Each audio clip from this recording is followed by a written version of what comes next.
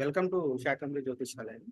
So మనం 9 గ్రహాల మీద బిగ్ డిబేట్ అనేది చూస్తున్నాం అండర్ జ్ఞానేశ్వర్ రీసెర్చ్ సెంటర్ కింద. సో ఇప్పుడు ఆ, ఇంకొక 10 మంది ఈ 9 గ్రహాల గురించి వివరిస్తారు. ఈసారి వక్తలు మారుతారు, గ్రహాలు అయితే అవే ఉంటాయన్నమాట. So what to Sudhakar sir. Shakambari Jyotishalayam ప్రేక్షకులకు స్వాగతం, సుస్వాగతం.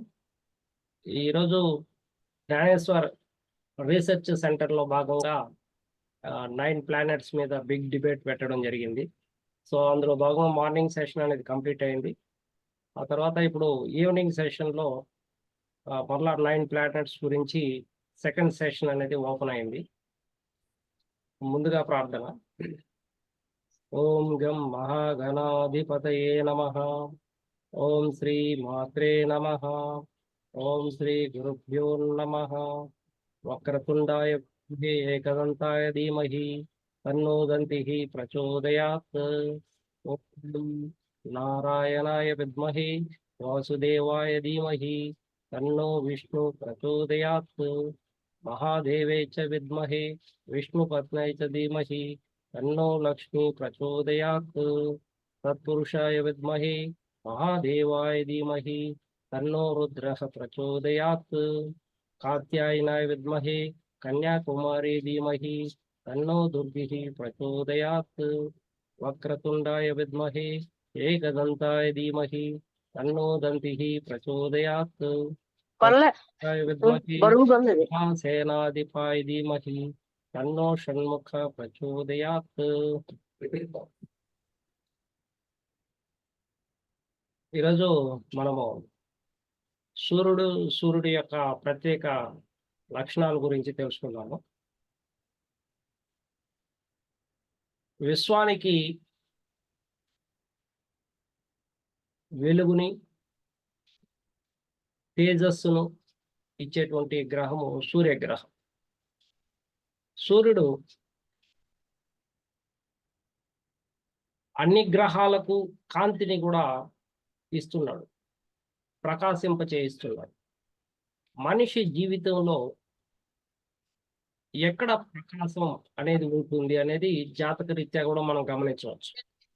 మీ జీవితంలో ఏ స్థానంలో ప్రకాశవంతంగా ఉంటుంది, ఎక్కడ ప్రకాశిస్తున్నది, మీ జీవిత మార్గం ఏది, మీ ఎంపిక ఏది,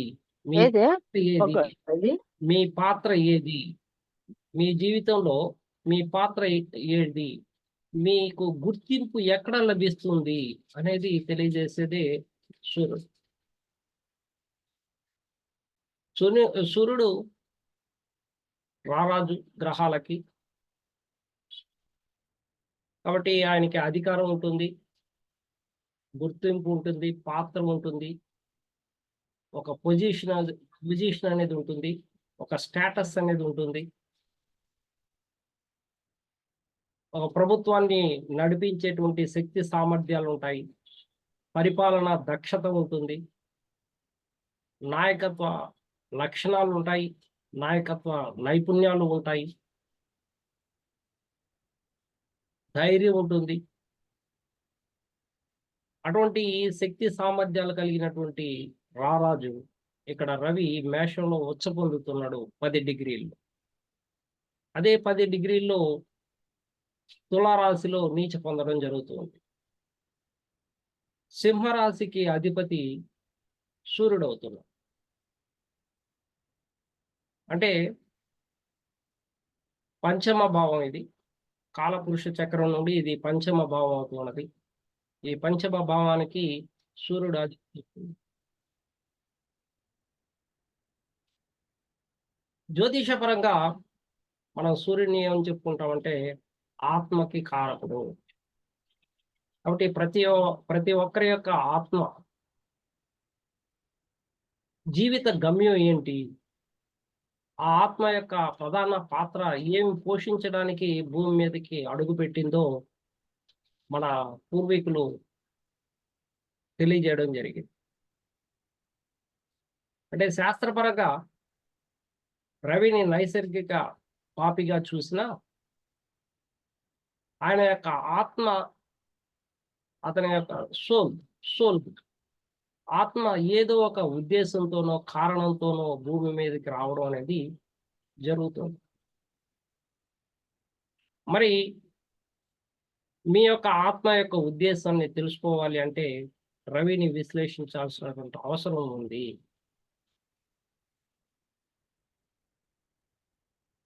జ్యోతిషపరంగా ఎందుకు మనం నైసర్గిక పాపిగా చేర్చినామంటే, ఇప్పుడు మనం చెప్పుకున్నటువంటి అహము, గర్వం,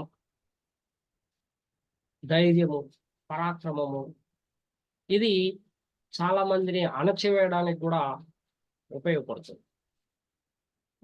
ఒకరు నాయకుడు అవుతున్నాడంటే ఎంతో మందిని అణచివేస్తే గాని ఇతను నాయకుడు కాలేడు. అదే సందర్భంలో శుభుడుగా కూడా చెప్తారు. ఎందుకంటే ఒక నాయకుడు లేకుండా, విశ్వానికి వెలుతురు లేకుండా మనము ఏమి చేయలేము. మన జీవితాల్లో ప్రకాశవంతంగా ఉండలేవు. కాబట్టి ఏదైనా చేయాలంటే, కొంతమందిని అణచివేసినా కూడా ఏదైనా ప్రజలకు చేయాలంటే వీళ్ళే చేయాలి. ప్రజలకి మేలు చేయాలన్నా, రాజ్యాన్ని ఇంకో రాజ్యాన్ని తీసుకొచ్చి ఇవ్వాలన్నా, ప్రజలు సుఖ సంతోషాలతో ఉండాలన్నా, ప్రజలు సుభిక్షంగా ఉండాలన్నా, మంచి పరిపాలన అందించాలన్నా కూడా రవి యొక్క అనుకూలత చాలా అవసరము. కాబట్టి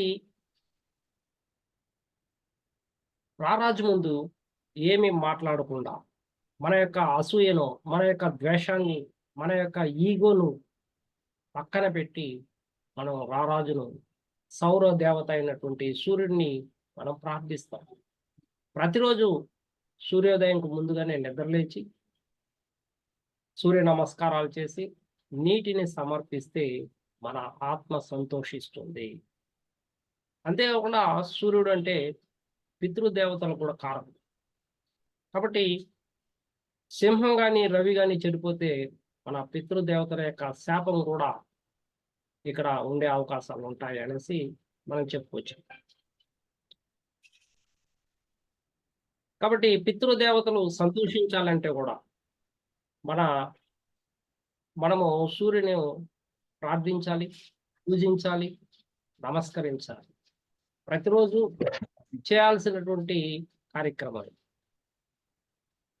ఎర్రటి పూలతో అట్లే నీటితో మనము ఆ సూర్యుడిని ప్రార్థించడం అనేది జరుగుతుంది. మనకు తండ్రి లాంటి వాడు సూర్యుడు అంటే తండ్రి, చంద్రుడు అంటే తల్లి. సూర్యచంద్రులు ఇద్దరు కూడా శివుని యొక్క మూడో కన్నుగా భావిస్తాము. కాబట్టి మనకు మండుతున్నటువంటి సంకేతాలు మేషము, సింహము, ధనస్సు. అందులో రవి చాలా అద్భుతంగా రాణించగలుగుతాడు. ఎవరికైతే సూర్యుడు మేషంలో ఉంటారో ఉచ్చ పొందడం జరుగుతుంది 10 డిగ్రీల్లో. ఎవరికైతే ఉంటుందో వారికి చాలా ధైర్యం ఉంటుంది, పరాక్రమం ఉంటుంది, రాజ్యాలని సంపాదించే, రాజ్యాలని ఆక్రమించేటువంటి ధైర్య సాహసాలు ఉంటాయి. వెనకడుగు వేసే అవకాశమే ఉండదు వీళ్ళకి, రవి మేషంలో ఉన్నటువంటి వాళ్ళకి. ఎందుకంటే కుజుడు కూడా అక్కడ ఉండడము, ఇది కుజుని యొక్క ఇల్లు కావడము, అంటే కమాండర్ ఇన్ చీఫ్, సర్వసైన్యాధ్యక్షుడు రెడీగా ఉంటాడు. రాజు ఏం చెప్తే అది సాధించాలి. కాబట్టి ఇక్కడ ప్రకాశవంతంగా ఉంటాడు. తన యొక్క వ్యక్తిత్వము చాలా గొప్పగా ఉంటుంది అని చెప్పాలి రవి కానీ అక్కడ ఉంటే. సత్యవంతుడు, ఎందుకంటే సూర్యుడు అంటే సత్యవంతుడు. ప్రతిరోజు మీరు అడిగినా అడగకపోయినా ఉదయాన్నే ఉదయిస్తాడు. ఆయనకి మీలాగా సెలవులు లేవు, సెలవులు కావాలని కోరుకోడు. ప్రజల సుభిక్షం కోసం మీరు పూజించినా పూజించకపోయినా ఆయన ధర్మాన్ని పాటిస్తాడు. ధర్మాత్ముడు, ధర్మాన్ని రక్షించేటువంటి వాడు, ధర్మంగా నడుచుకునేటువంటి వాడు. కాబట్టి ఆయన సత్యదేవుడు. అందువల్ల ఆయన ధర్మాన్ని పాటించేటువంటి వ్యక్తి కాబట్టి పంచమం నుండి ఇక్కడ లగ్నంలో అంటే వ్యక్తి యొక్క లక్షణం ప్రకాశవంతంగా ఉండాలి. వాళ్ళు మాత్రమే రాజ్యాన్ని పరిపాలించగలుగుతారు. వాళ్ళు మాత్రమే నాయకత్వ లక్షణాలని మెండుగా ఉండగలుగుతాయి.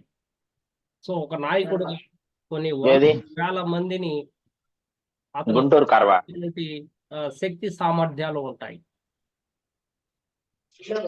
ఒక నాయకుడుగా, ఒక వైద్యుడిగా, ఒక ఇంజనీర్గా, ఒక శస్త్రచికిత్సలు చేసేటువంటి ఒక డాక్టర్గా ఇక్కడ రాణించేటువంటి అవకాశాలు ఉంటాయి. చాలా వేగంగా ఆలోచించేటువంటి గుణం కలిగి ఉంటాడు మేషంలో ఉన్నప్పుడు.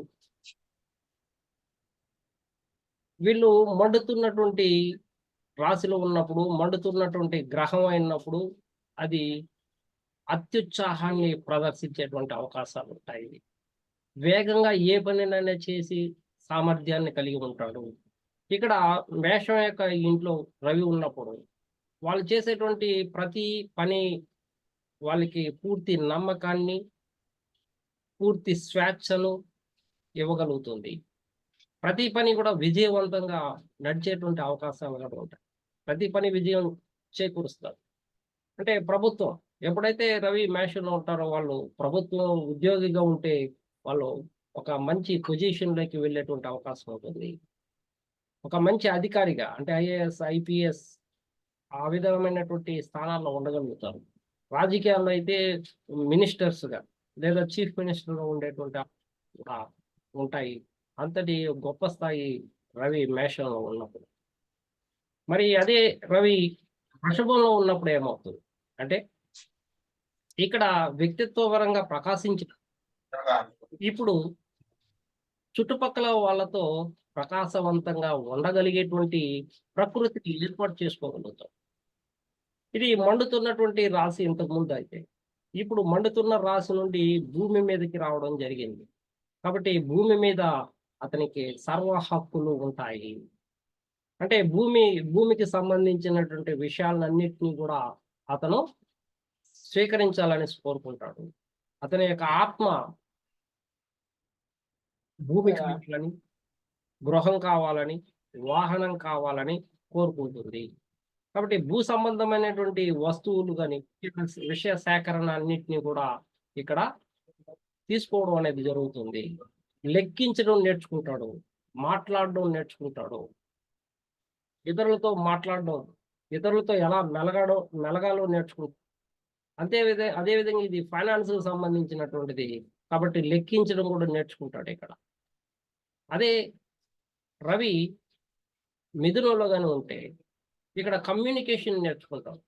చుట్టుపక్కల వాళ్ళతో ఎలా ఉండాలి, ఎలా మెలగాలో అతని మాటలు స్పష్టంగా ఉండగలుగుతాయి. అందరినీ ఆకర్షించేటువంటి గుణం కలిగి ఉంటాడు. ఆ విషయంలో ప్రకాశవంతంగా ఉండగలుగుతాడు. అతను మాట్లాడితే ఇతరులను ఆకట్టుకునే విధంగా ఉంటాయి. గొప్పగా మాట్లాడగలుగుతాడు.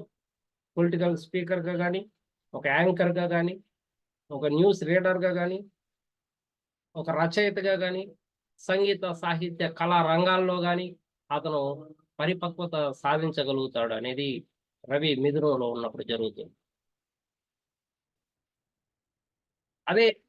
అదే రవి కర్కాటకంలో ఉన్నప్పుడు ఇది మొదటి నీటి సంఖ్య.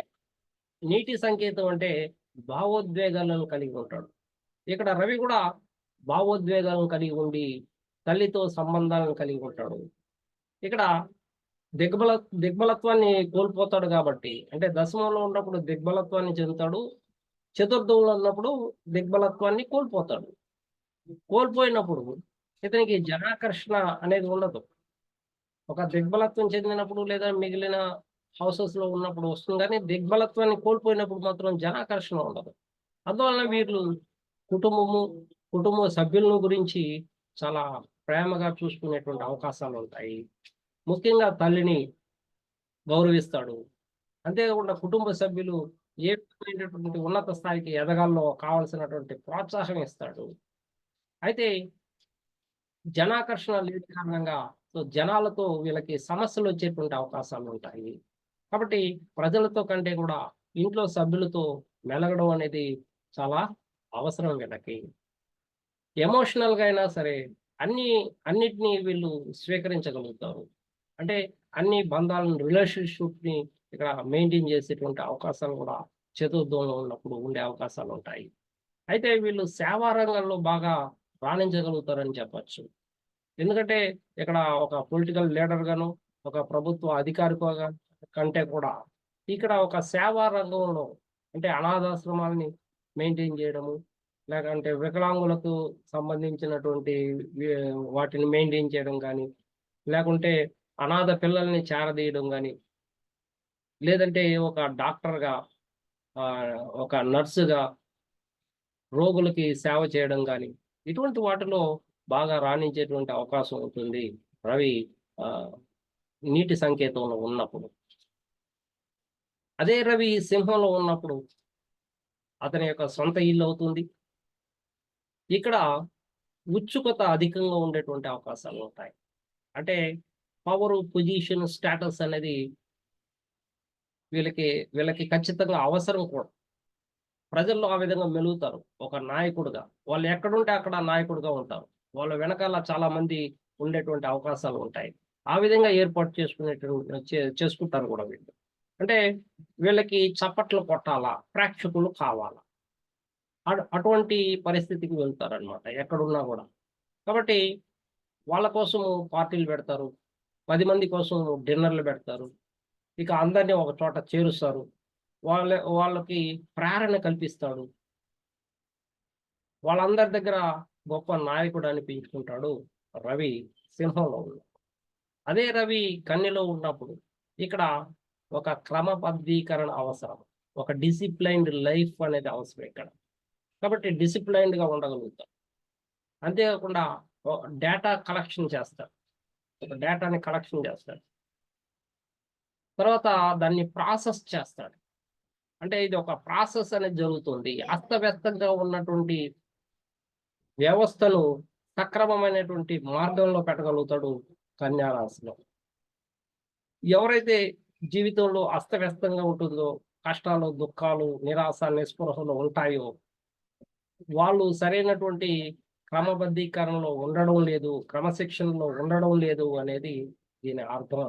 దీని అర్థం.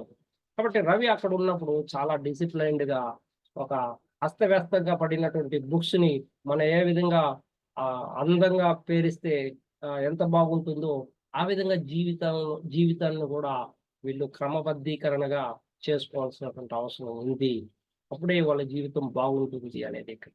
ఎందుకంటే ఆయన ఆరోగ్య ప్రదాత. సూర్యుడంటే ఆరోగ్య ప్రదాత. కాబట్టి ఇది 6థ్ హౌస్ అవుతోంది. శత్రువులు, రోగాలు, రుణాలు వీటికన్నిటికి ఇక్కడ కారణం అవుతూ ఉన్నది 6థ్ హౌస్ అనేది. అటువంటి ఇంట్లో ఇక్కడ రవి ఉన్నప్పుడు శత్రువులు పెరిగే అవకాశం ఉండదు. ఎందుకంటే సూర్యుడు పాపస్థానాలతోనూ, పాప గ్రహాలతోనూ కలిసినప్పుడు మాత్రమే మీకు వ్యతిరేక ఫలితాలు, ప్రతికూల ఫలితాలు ఇచ్చేటువంటి అవకాశాలుంటాయి.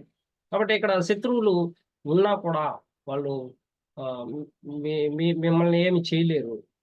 వాళ్ళు అణచివేయబడతారు. అదే విధంగానే రోగాలు, రుణాలు తగ్గాలి అంటే మీరు ఒక క్రమబద్ధీకరణ అయినటువంటి ఒక డిసిప్లైన్డ్ లైఫ్‌ని మీరు అనుభవించినప్పుడు మాత్రమే మీరు ఈ అప్పుల నుండి, ఈ రోగాల నుండి బయటపడతారు. లేకుంటే శత్రువులు కూడా పెరిగే అవకాశం ఉంటుంది అంటారు. అంటే 6థ్‌లో రవి ఉన్నప్పుడు ఖచ్చితంగా వాళ్ళకి గవర్నమెంట్ ఉద్యోగం ఉంటుంది. ఆ ఉద్యోగాన్ని ఒక పద్ధతిగా చేసుకుంటూ వెళ్ళాలా. అలా పద్ధతిగా ఎవరైతే చేసుకుంటా వెళ్లరో వాళ్ళు సమస్యలనేది తెచ్చుకుంటారు. వాళ్ళకి శత్రువులు కూడా ఏర్పడేటువంటి అవకాశాలు ఉంటాయి. అదే ఇక్కడ తులా రాశిలో గాని రవి ఉంటే ఇక్కడ నీచ పొందడం అనేది జరుగుతుంది. నీచ పొందినటువంటి రవి ఇక్కడ సామరస్యాన్ని, సమతుల్యతను ఏర్పాటు చేసుకోవాల్సినటువంటి అవసరం ఉంది. అంటే ఇది రిలేషన్‌షిప్‌కి సంబంధించినటువంటిది. న్యాయానికి, ధర్మానికి సంబంధించినటువంటిది. ఇక్కడ ఇద్దరు కొట్టుకుంటూ ఉంటే కలపాల్సినటువంటి సమయము, కలపాల్సినటువంటి స్థానం ఇది. ఇక ఈ ఇద్దరిని కలిపేటువంటి అంటే ఒక బ్రోకరేజ్‌గా పనిచేయాల్సినటువంటి స్థానం ఇది. అటువంటి స్థానము సూర్యుడికి అంత అనుకూలం కాదు. ఆయన ఎవరి దగ్గరికి వెళ్లి అడుక్కోడు. ఎవరి దగ్గరికి వెళ్ళి మే ఇక్కడ బ్రోకరేజ్ పనులు చేయలేడు. అందువల్ల ఇక్కడ నీచ పొందడం అనేది జరుగుతుంది. ఆయన అహం ఉంటుంది, గర్వం ఉంటుంది. కాబట్టి అది ఎక్కడున్నా కూడా అది ప్రకాశిస్తా ఉంటుంది కాబట్టి, ఇక్కడ ఇద్దరిని కలపడం అనేది ఆయన వంతు కాదు. అటువంటి అటువంటి సమయం ఎవరికైతే తులారాశిలో రవి ఉంటారో వాళ్ళు బ్యాలెన్స్‌డ్ లైఫ్‌ని స్వీకరించాలి. సమతుల్యతను పాటించాలి. ఏది ధర్మం, ఏది న్యాయమో తెలుసుకోగలగాలి. అటువంటి జ్ఞానం ఉండాలి. ఓర్పు ఉండాలి. సహనం ఉండాలి. మీ యొక్క అహంకారాన్ని చూపించడం కంటే కూడా సమతుల్యతను పెంచుకోవడం చాలా అవసరం ఇక్కడ. ఎప్పుడైతే సమతుల్యత ఉంటారో వారు రిలేషన్‌షిప్ దెబ్బతినే అవకాశం ఉండదు అనేది ఇక్కడ రవి నీచపడినప్పుడు జరుగుతుంది. అదే రవి వృశ్చికంలో ఉంటే ఏమవుతుంది? అంటే ఇది చీకటి కోణం అవుతుంది. రహస్య స్థానం అన్నాము. రంధ్రభావం అన్నాము. ఏమీ కనపడనటువంటి కోణంగా మనం చెప్తున్నాం ఇంతకుముందు. అష్టమ భావం కాబట్టి. కాబట్టి ఈ అష్టమ భావం అనేటువంటిది సడన్ డెత్స్, సడన్ యాక్సిడెంట్స్‌కి కారకులైనటువంటి స్థానంలో సూర్యుడు ఉన్నప్పుడు ఏమవుతుంది? అంటే సూర్యుడు ఎక్కడున్నా ప్రకాశిస్తాడని చెప్పినాం కదా! మరి ఈ చీకటి స్థానంలో కూడా ఆయన ప్రకాశిస్తాడు. వెలుతురునిస్తాడు. జ్ఞానాన్నిస్తాడు. సో, మీరు శాస్త్రాన్ని పఠించే జ్ఞానాన్ని, ఆ కోణంలో, ఆ దృష్టిలో వెళ్ళే అంతర్గత శక్తిని రవి ఇక్కడ మీకు అందించగలుగుతాడు. ఇక్కడ గవర్నమెంట్‌లో మీరు కూడా ప్రవేశం పొందే అవకాశం ఉంటుంది. అంటే గవర్నమెంట్‌లో రహస్యంగా పనిచేసేటువంటి అధికారులుగా, అంటే గూఢచారులుగా, డిటెక్టివ్స్‌గా ఇలా మిలిటరీ దళాల్లో పనిచేయడం కానీ, ఆహ్, ఇటువంటి లేదా అస్ట్రాలజర్స్‌గా గాని, అకల్ట్ సైన్స్ నేర్చుకునేటువంటి విషయంలో గాని, మంత్రాలు, తంత్రాలు నేర్చుకునేటువంటి విషయాల్లో అయితేమి, సో ఏదైతే క్షుద్ర శక్తులు అంటామో వాటిని అంటే ఎవరికీ తెలియనటువంటిది వీళ్ళు తెలుసుకోవాలనేటువంటి ని అది 10 మందికి పంచడానికి ఆ రవి అక్కడ ఉంటే వాళ్ళు ఖచ్చితంగా వాటినన్నిటిని కూడా నేర్చుకునేటువంటి జ్ఞానం వాళ్ళకి లభ్యమవుతుంది. చాలా తొందరగా లభ్యమవుతుంది వీళ్ళకి అనేది ఇక్కడ స్పష్టమవుతా ఉంది. కాబట్టి వృశ్చిక రాశిలో మొండితనం ఉంటుంది. అక్కడ మొండిగా వ్యవహరించేటువంటి అవకాశం ఉంటుంది. అందువలన భార్యాభర్తల మధ్య రిలేషన్‌షిప్ కొనసాగలేకుండా పోవడానికి కారణం వాళ్ళు అర్థం చేసుకోలేకపోవడము, వాళ్ళ యొక్క అహాన్ని ఇక్కడ చూపించడమే ప్రధానమైనటువంటి విషయంగా కనిపిస్తా ఉంది. ఇక్కడ మార్పు, పరివర్తన, పునర్జన్మకి స్థానం.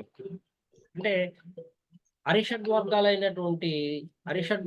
ఇక్కడ ఉంటాయి. అష్టమంలో కామ, క్రోధ, లోభ, మోహ, మద, మాత్సర్యాలకు సంబంధించినటువంటి రాశి.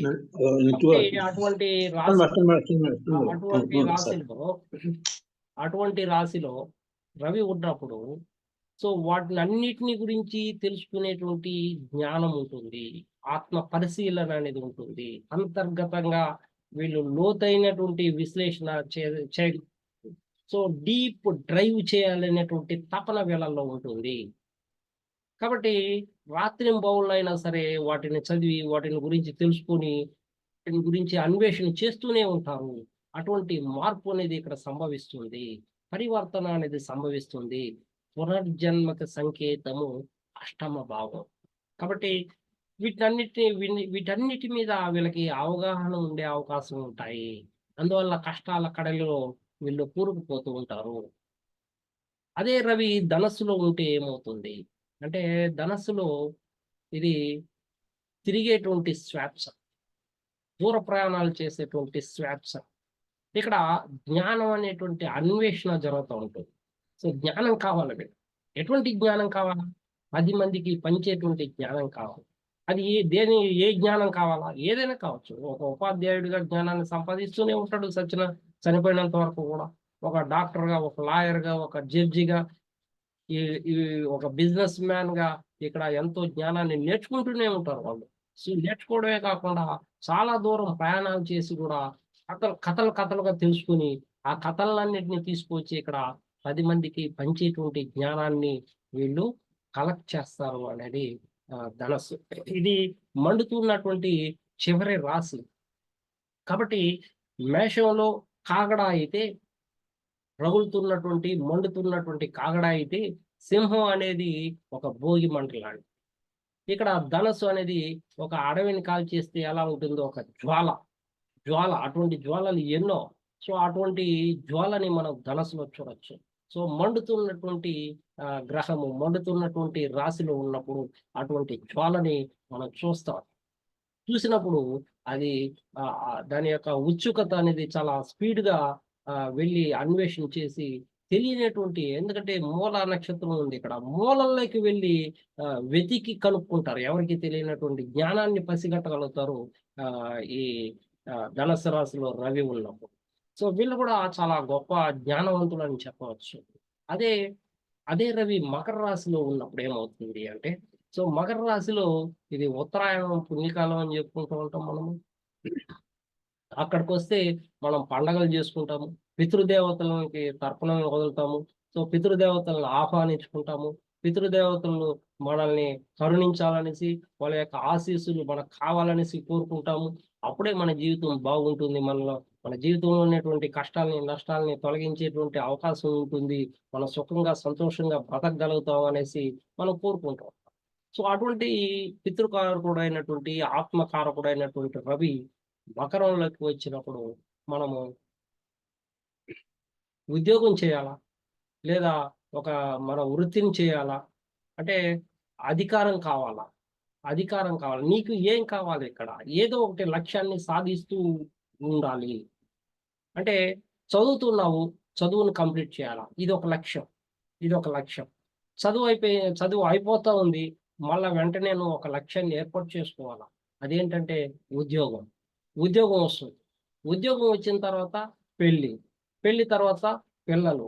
ఇలా ఒక లక్ష్యాన్ని ఏర్పాటు చేసుకుంటూ వెళ్తా ఉంటే వీళ్ళు అనుకున్నదంతా సాధించేటువంటి అవకాశాలుంటాయి. మిగిలిన వైపు చూడకూడదు వీళ్ళు.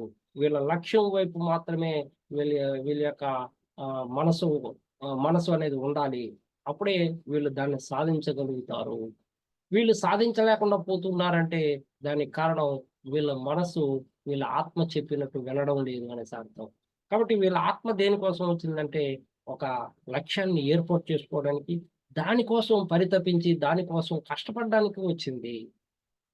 ఆ లక్ష్యం అయిపోతే మళ్ళా ఒక లక్ష్యం, మళ్ళా ఒక లక్ష్యం, మళ్ళా ఒక లక్ష్యం అలా ఏర్పాటు చేసుకుంటూనే వెళ్తూ ఉండాల వీళ్ళు. అప్పుడు మాత్రమే వీళ్ళు సాధించగలుగుతారు. ఎందుకంటే శని భగవానుడు ఇక్కడ దౌత్యవేత్తగా క్రమశిక్షణకు అధికారిగా ఇక్కడ ఉంటున్నాడు. మీకేం కావాలనో విశ్వాసంతో ఇస్తున్నాడు ఇక్కడ. శని ఇవ్వడానికి సిద్ధంగా ఉన్నాడు. సో, ఆయన ఒక చాలా క్రమశిక్షణతో ఆలస్యంగా అయినా మీకు ఇవ్వగలుగుతాడు. కాబట్టి అటువంటి క్రమశిక్షణని మీరు ఇక్కడ నేర్చుకోవచ్చు మీ జీవితాన్ని. కాబట్టి సాధారణ స్థాయి నుంచి ఒక ఉన్నత స్థాయికి, ఒక అడ్మినిస్ట్రేటివ్ రేంజ్‌కి వెళ్ళేటువంటి అవకాశం ఇక్కడ మకర రాశిలో రవి ఎందుకంటే దిగ్బలత్వం చెందుతాడు ఇక్కడ. రవి, కుజుడు ఇద్దరు కూడా దశమంలో దిగ్బలత్వాన్ని చెందుతాడు. కాబట్టి వాళ్ళంత స్థాయిలోకి వెళ్ళగలుగుతారనమాట.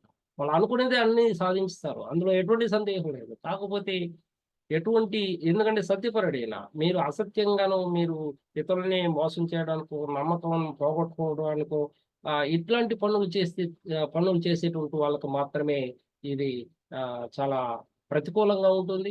చాలా వ్యతిరేకమైనటువంటి ఫలితాలను ఇస్తూ ఉంటాయి. పైగా శని గాని, లేదంటే పాపగ్రహాలు గాని చూసినప్పుడు వీళ్ళు పితృదేవతల నుండి కర్మల్ని కూడా, శాపాలని కూడా వీళ్ళు పొందినటువంటి వాళ్ళవుతారు. ఇది ప్రధానం. తర్వాత కుంభరాశిలో రవి ఉన్నప్పుడు ఏమవుతుందంటే, వీళ్ళు మంచిపై సత్యాన్ని ప్రకాశింపజేస్తారు ఇక్కడ. మంచి అంటే, నేను రాజునే కాదయ్యా, నేను మీకు మానవత్వం కూడా ఇస్తాను. మానవత్వాన్ని చూపిస్తాడు. దాన ధర్మాలు చేయాలంటాడు. నేను మనిషినే, మీలాంటి మనిషినే. కాబట్టి మీకందరికీ నేను సేవ చేస్తాను అని మానవత్వాన్ని చాటుతాడు కుంభరాశిలో రవి ఉన్నప్పుడు. అంటే అంతేకాకుండా అతనికి గుర్తింపు కావాలి కాబట్టి అతను ఒక నెట్వర్క్‌ని ఏర్పాటు చేసుకోగలుగుతాడు. అది ఎటువంటి నెట్వర్క్ అంటే ఒక ఒక రాష్ట్రం నుండి ఇంకో రాష్ట్రం, ఇంకో రాష్ట్రం నుండి ఇంకో రాష్ట్రం, ఇంకో దేశం నుండి ఇంకో దేశం అలా నెట్వర్క్ మనకి ఏ విధంగా అయితే కనెక్షన్ ఉండదో, సో అటువంటి కనెక్షన్ ని ఏర్పాటు చేసుకుంటాడు.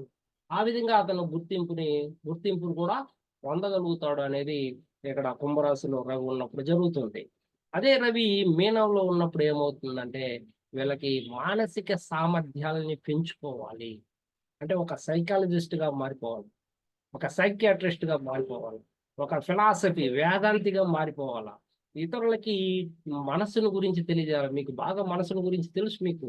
మీకు ఏకాగ్రత తెలుసు. కాబట్టి మీరు ప్రపంచంలో భౌతిక విషయాలు, ఆధ్యాత్మిక విషయాలు అంటే ఏంటనేది వివరంగా, విపులంగా ప్రజలకు తెలియజేయాల్సినటువంటి అవసరం ఉంది. సో, సైకలాజికల్‌గా ఎందుకు నీకు ఆ ఫీలింగ్స్ ఉన్నాయి? సైకలాజికల్‌గా నీకు ఏం ప్రాబ్లమ్స్ ఉన్నాయో వీళ్ళు చెప్పగలుగుతారు. అటువంటి స్థిరమైనటువంటి బుద్ధి వీళ్ళకి రవి హ్మ్, మీనంలో ఉన్నప్పుడు ఉండే అవకాశాలుంటాయి. ఇక్కడ రవి మీనంలో అంటే 12థ్ హౌస్ అవుతా ఉంది. కాబట్టి తండ్రికి వీళ్ళు రుణపడి ఉండాలి.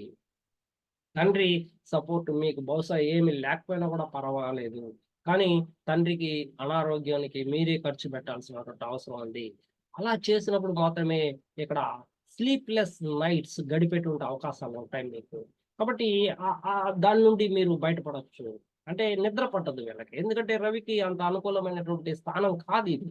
సో, ఆయన రాజు, అధికారం, గవర్నమెంటు, ఆహ్, పవరు, పొజిషను, స్టేటస్సు ఇలాంటి వాటికి కారకత్వం వహించేటువంటి రవి ఇక్కడ ద్వాదశంలో విశ్రాంతి తీసుకోవాల్సినటువంటి స్థానంలో అంత అనుకూలంగా ఉండడు. అయితే రవి మీకు మీనంలో ఉన్నాడు అంటే దాని అర్థం ఏంటంటే మీరు హాస్పిటల్ అన్న ఉద్యోగం పొందాలి. లేదా బ్యాంక్ రంగాల్లో గాని, లేదా జైలర్‌గా గాని, లేదా పోలీస్ స్టేషన్‌లో గాని, లేదా ఆశ్రమాలు నడపడం గాని, మఠాలు నడపడం గాని, లేదా మీరు నడపనప్పుడు అక్కడికన్నా వెళ్ళడం గాని చేస్తే మీ మీ ఆత్మ ఆహ్, సంతోషిస్తుంది. అదే సందర్భంలో మీరు ఈ అకల్ట్ సైన్స్ గురించి గూడా మీరు డీప్‌గా వెళ్ళేటువంటి అవకాశాలు గూడా ఉంటాయి. ఎందుకంటే మీనం అనేది ఒక సముద్రం, లోతైనటువంటి సముద్రం. కాబట్టి ఆ లోతైనటువంటి సముద్రంలో జ్ఞానం అనేది దాచబడి ఉన్నది. కాబట్టి దాన్ని పొందగలిగేటువంటి శక్తి సామర్థ్యాలు మీకు ఉన్నాయి. ఆ డ్రైవ్ ఆ డ్రైవ్‌ని మీరు ఎన్నుకోగలిగితే మీరు ఆధ్యాత్మిక జ్ఞానాన్ని సంపాదించుకోగలుగుతారనేది రవి ద్వాదశంలో ఉన్నప్పుడు జరుగుతుంది. ఈ విధంగా రవి వివిధ రాసుల్లో ఉన్నప్పుడు మనం పొందేటువంటి విషయాలు. అదే రవి, కుజులు కలిస్తే చాలా అమోఘమైనటువంటి యోగంగా చెప్పుకోవచ్చు. రాజయోగంగా చెప్పుకోవచ్చు. ఎందుకంటే రవి ఏం చెప్పినా అక్కడ కుజుడు చేయడానికి సిద్ధంగా ఉంటాడు. చాలా స్నేహితుడు కూడా. కాబట్టి రవి, చంద్రులు కలిసినప్పుడు చంద్రుడు చంద్రుడు మనఃకారకుడు. అయితే చంద్రుడు ఇక్కడ తల్లి మాట కంటే కూడా తండ్రి మాట వింటే వీళ్ళు బాగుపడే అవకాశాలు ఉంటాయి.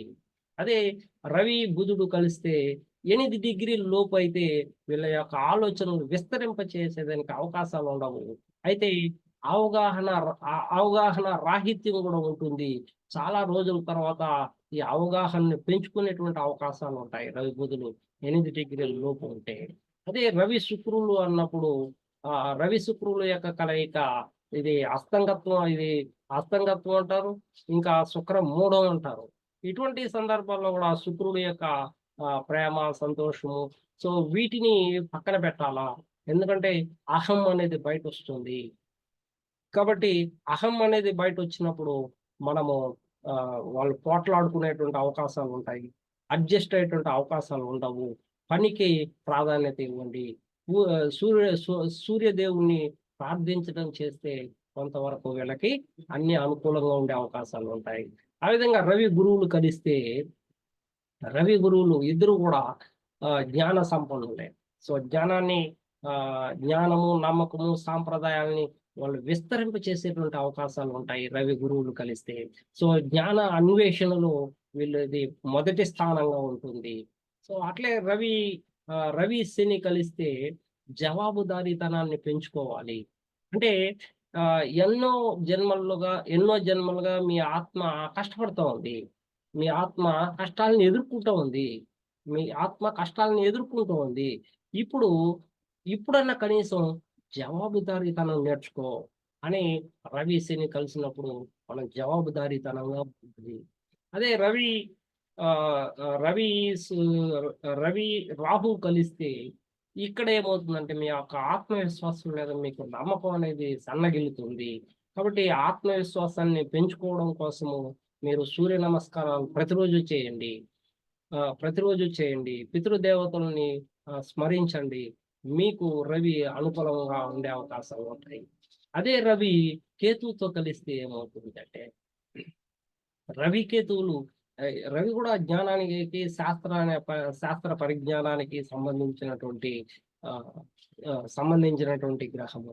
కేతువు విరక్తి వైరాగ్యానికి సంబంధించినటువంటి గ్రహం అయితే ఇక్కడ రవి కేతువులు ఆధ్యాత్మిక రంగంలో వాళ్ళకి మంచి జ్ఞానాన్ని ఇచ్చే అవకాశాలు ఉంటాయి. సో వీళ్ళు ఆధ్యాత్మిక జ్ఞాన అన్వేషణలో వీళ్ళు విజయాన్ని సాధిస్తారు.